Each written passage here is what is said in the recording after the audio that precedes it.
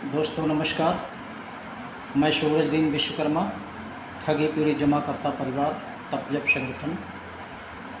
साथियों, आज 13 जुलाई 2024 में फिर आप लोगों के बीच में प्रस्तुत हूँ कुछ विशेष जानकारी देने के लिए। और आपका भुगतान यानी कि चिट फंड कंपनियों का भुगतान कैसे होगा, क्या करना है, इस संबंध में पूरी चर्चा करूंगा। और जो और भी नई जानकारियाँ आई हैं उन पर भी आपको बताऊंगा। आप लोग वीडियो को ध्यानपूर्वक पूरा का पूरा सुना करें साथियों। और खासकर हमारे कार्यकर्ता साथी जो कंपनियों के एजेंट थे, किसी भी कंपनी के हों, वो ज़रूर सुने, क्योंकि चिटफंड कंपनियों का भुगतान न होना ये सबसे बड़ा सिरदर्द एजेंट साथियों के लिए है। और तरह तरह की सूचनाओं में और भी तरह तरह से प्रताड़ित हो जाते हैं एजेंट साथी। बहुत से साथी हमारे इस तरह से प्रताड़ित हैं कि कोई तमाम अपने ऑडियो वीडियो बना करके डालता है कि अगर हमारा भुगतान नहीं मिलेगा तो हम सुसाइड कर लेंगे। बहुत से लोग सुसाइड भी कर चुके, बहुत से लोग घर द्वार छोड़ चुके, डिप्रेशन का शिकार भी हो गए तरह तरह से। लेकिन साथियों, ये इसका हल नहीं है। इसी संदर्भ में मैं पूरी चर्चा करूंगा, इसीलिए आपसे कहता हूं कि वीडियो को ध्यानपूर्वक सुनेंगे। और जिन साथियों ने अभी तक हमारे चैनल को सब्सक्राइब ना किया हो, सब्सक्राइब कर लें। ये बहुत बड़ा काम नहीं है साथियों, छोटा सा काम है, इसको कर लिया करें। सब्सक्राइब करना बहुत आसान है, ना बने किसी बच्चे से करा लीजिए, लाइक भी कर दें और इस वीडियो संदेश को अपने चित परिचित तमाम साथियों के पास भेजने का भी काम करें, ताकि उनको भी जानकारी हो सके कि हमारा भुगतान कैसे मिलेगा। साथियों, हमारा संगठन ठगी पीड़ित जमाकर्ता परिवार, जिसके मुखिया आदरणीय मदन लाल आज़ाद जी हैं, लगभग प्रत्येक वीडियो में ये बात मैं बताता हूँ।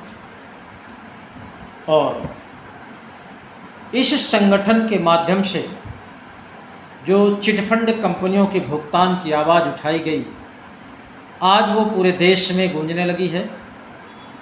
और इतना ही नहीं, बहुत से ज़िलों में भुगतान आवेदन के काउंटर भी खुलवाए गए, जमा भी हो रहे हैं। उत्तर प्रदेश सरकार ने एक PID एक्ट के तहत पोर्टल भी जारी किया था, उसमें भी ऑनलाइन हो रहे हैं। लेकिन संगठन का जो जोर है, संगठन का जो संघर्ष है, वो भारत सरकार द्वारा बनाए गए कानून बट्स एक्ट 2019, अनियमित जमा योजनाएं पाबंदी अधिनियम 2019 के तहत है। इसी कानून के तहत हमारा संगठन सभी कंपनियों के निवेशकों का भुगतान चाहता है। इसीलिए ये संघर्ष थोड़ा सा कठिन रहा, बड़ा है, बहुत सरल नहीं है और बहुत कठिन भी नहीं है। कठिन साथियों इसलिए है, जब तक हमारा कार्यकर्ता साथी इस संघर्ष से दूर रहेगा तब तक आपका भुगतान कठिन रहेगा, संघर्ष कठिन रहेगा, भुगतान पाना कठिन रहेगा। और जिस दिन आप लोग किसी भी कंपनी के कार्यकर्ता साथी हों, एजेंट साथी हों, जिस दिन आप एकजुट हो गए, हमारे ठगी पीड़ित जमाकर्ता परिवार का हिस्सा बन गए, सदस्यता ले लिया, और जो आने वाला 31 जुलाई 2024 को रामलीला में जंतर मंतर नई दिल्ली में जो आंदोलन की रूपरेखा बनी है, उसमें अगर आपकी 100% उपस्थिति हो गई तो निश्चित रूप से आपको दोबारा किसी देश के कोने में कोई कार्यक्रम करने की आवश्यकता नहीं पड़ेगी। आपका भुगतान 31 जुलाई 2024 में सुनिश्चित हो जाएगा। लेकिन ये जब आप सब एकजुट हो जाएंगे तभी संभव है। अगर एकजुट नहीं हुए तो निश्चित रूप से आपका ये भुगतान रूपी संघर्ष और बढ़ जाएगा, आपका खर्चा और बढ़ जाएगा, आपका जो निवेशक है वो अपना धैर्य खोने लगेगा और फिर से आपको परेशान कर सकता है। इसलिए खासकर कार्यकर्ता साथियों को चिंतन होना चाहिए, मंथन होना चाहिए कि जितनी जल्दी हम भुगतान करा देंगे उतनी जल्दी हमारी सारी की सारी समस्याएं समाप्त हो जाएंगी। बहुत से हमारे एजेंट साथी ऐसे भी हैं जो जेल में पड़े हैं, तमाम साथियों के ऊपर अनावश्यक मुकदमे भी लगे हुए हैं, और ये प्रशासन का पुराना रवैया है। उनकी नज़र में जो कंपनी के ठग हैं उनकी पकड़ से दूर हैं, उनकी पहुंच से दूर हैं, उनके स्तर से दूर हैं। इसीलिए अगर किसी एजेंट साथी की जरा से शिकायत पहुंच जाती है तो फिर देखिए सिपाही दरोगा टूट पड़ते हैं उस एजेंट के ऊपर और किस तरह से उसको टार्चर करते हैं। या तो 10-25 हज़ार वो दे करके मुक्ति पाता है, और या तो इतनी उसको धौंस मिल जाती है कि हो सकता है तमाम दफ़ा लगा करके उसको जेल की हवा खिला दे। लेकिन ये पुलिस प्रशासन भी जानता है कि पैसा किसके पास है, उन ठगों के पास है, वो जानता है, अच्छी तरह से जानता है।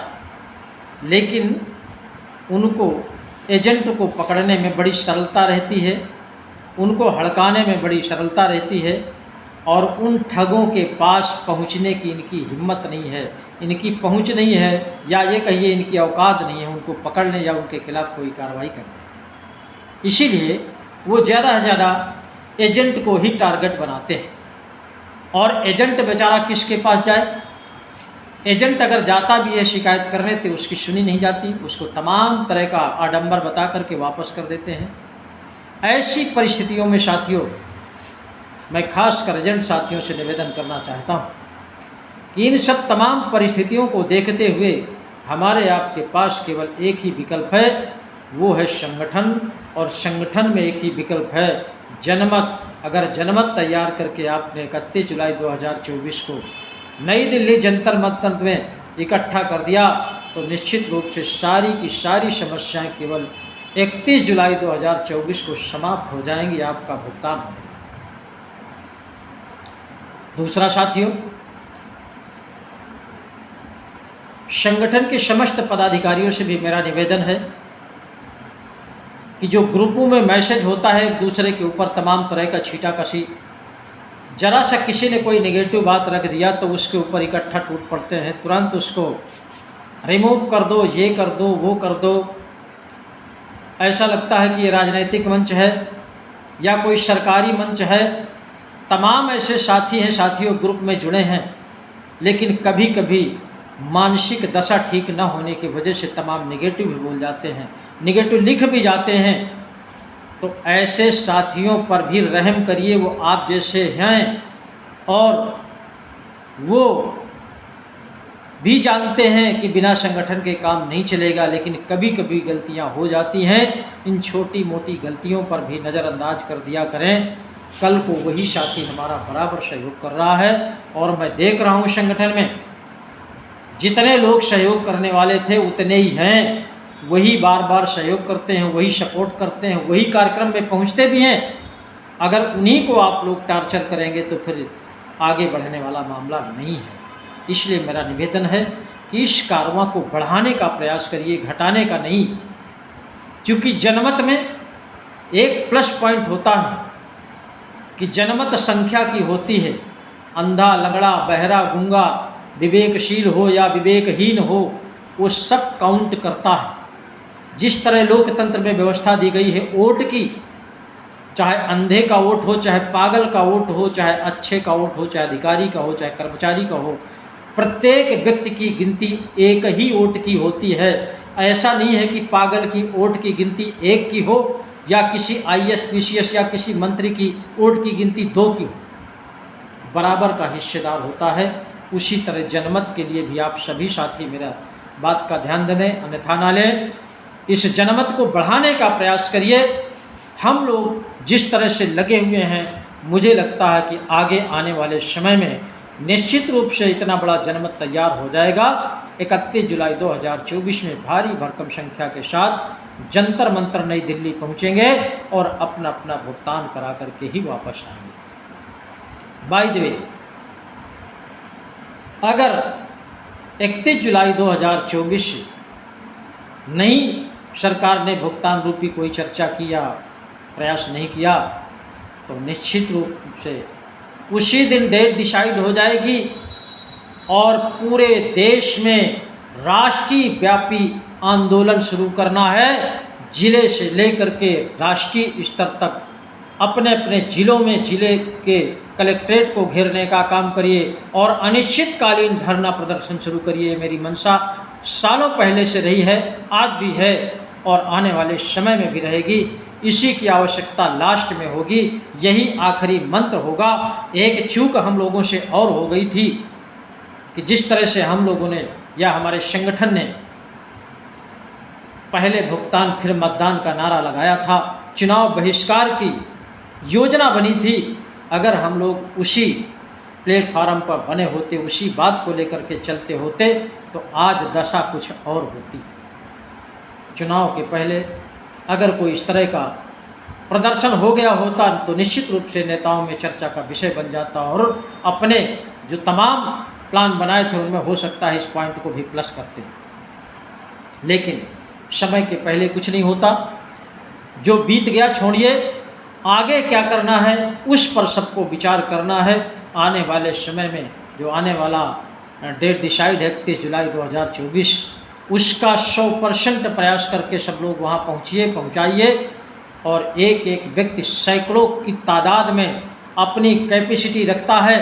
एक व्यक्ति चाहे तो 100 आदमी लेकर के दिल्ली पहुँच सकता है। अगर इस तरह का सभी कंपनी के साथ ही प्लान बना ले तो 31 जुलाई के बाद कोई दूसरा कार्यक्रम करने की आवश्यकता हमको नहीं पड़ेगी।